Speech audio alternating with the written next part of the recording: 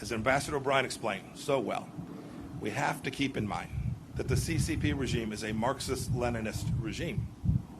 General Secretary Xi Jinping is a true believer in a bankrupt totalitarian ideology. It's this ideology that informs his decades-long desire for global hegemony of Chinese communism. America can no longer ignore the fundamental political and ideological differences between our countries, just as the CCP has never ignored them.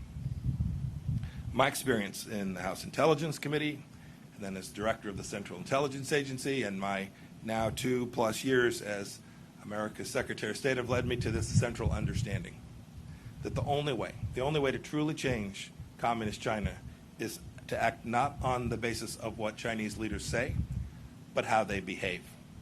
And you can see American policy responding to this conclusion. President Reagan said that he drew out with the Soviet Union on the basis of trust but verify. When it comes to the CCP, I say we must distrust and verify. We the freedom-loving nations of the world must induce China to change, just as President Nixon wanted. We must induce China to change in more creative and assertive ways because Beijing's actions threaten our people and our prosperity. We must start by changing how our people and our partners perceive the Chinese Communist Party. We have to tell the truth. We can't treat this incarnation of China as a normal country just like any other. We know that trading with China is not like trading with a normal law-abiding nation. Beijing threatens international agreements treats international agreements as suggestions, as conduits for global dominance. But by insisting on fair terms, as our trade representative did when he secured our Phase 1 trade deal, we can force China to reckon with its intellectual property theft and policies that have harmed American workers. We know, too, that doing business with a CCP-backed company is not the same as doing business with, say, a Canadian company. They don't answer to independent boards, and many of them are state-sponsored and so have no need to pursue profits. A good example is Huawei. We stopped pretending Huawei is an innocent telecommunications company just showing up to make sure you can talk to your friends. We've called it what it is, a true national security threat, and we've taken action accordingly. We know, too, that if our companies invest in China, they may wittingly or unwittingly support the Communist Party's gross human rights violations. Our Departments of Treasury and Commerce have thus sanctioned blacklisted Chinese leaders and entities that are harming and abusing the most basic rights for people all across the world. The challenge of China demands exertion, energy from democracies, those in Europe, those in Africa, those in South America, and especially those in the Indo-Pacific region. And if we don't act now, ultimately, the CCP will erode our freedoms and subvert the rules-based order that our societies have worked so hard to build.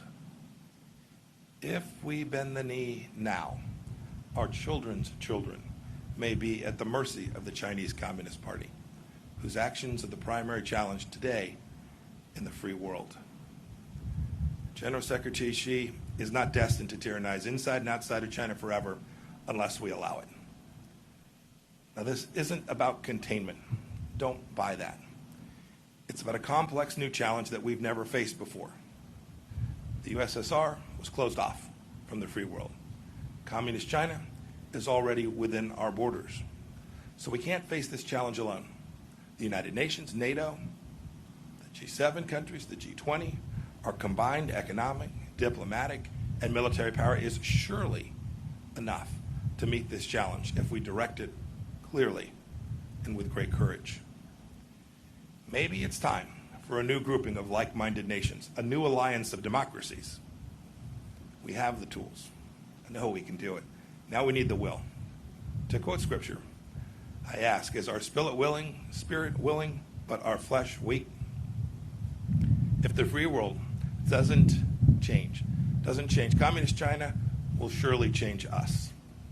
There can't be a return to the past practices because they're comfortable or because they're convenient.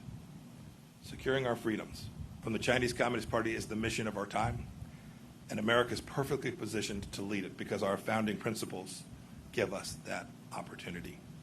As I explained in Philadelphia last week, staring at Independence Hall, our Our nation was founded on the premise that all human beings possess certain rights that are unalienable, and it's our government's job to secure those rights. It is a simple and powerful truth. It's made us a beacon of freedom for people all around the world, including people inside of China. Indeed, Richard Nixon was right when he wrote in 1967 that the world cannot be safe until China changes. Now it's up to us to heed his words. Today, the danger is clear, and today the awakening is happening. Today, the free world must respond. We can never go back to the past.